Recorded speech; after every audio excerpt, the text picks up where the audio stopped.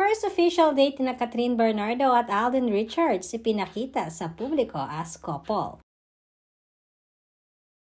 Talagang napakaganda at napakasaya nga ng pagtatapos ng taon para kina Catherine Bernardo at Alden Richards. Bukod kasi sa napaka-successful nila this year, sobra din ang saya nila sa isa't isa. Masayang ibinahagi ni Catherine sa isang ambush interview sa kanya pagkatapos ng kanilang Bangkok trip na sobrang saya nga ng kanyang puso sa ngayon. Dahil halos lahat ng kanyang wishes ay nagkatotoo, maging sa career, friendship at relationship man.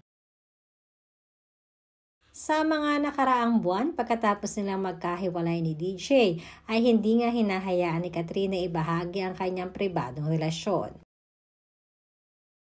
Maging si Alden ay ganun din ang naging mantra sa kanyang buhay pag-ibig. Matatandaang napakomment pa nga itong si Alden sa post ni Paolo Avellino na private life is a happy life. Masayang masaya di umano ang puso niya ngayon.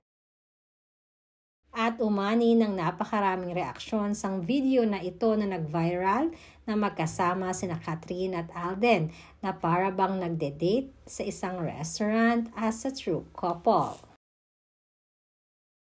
Madaming Catherine fanatics ang nagdiwang pagkakita ng video na ito, na sa wakas nga ay nakita na nila ang ilan sa mga masasayang bahagi ng journey ni Alden at Catherine. Hindi pa man pinangalan nito ni Catherine at maging ni Alden, ay obvious naman di umano kung gaano nila napapasaya ang isa't isa.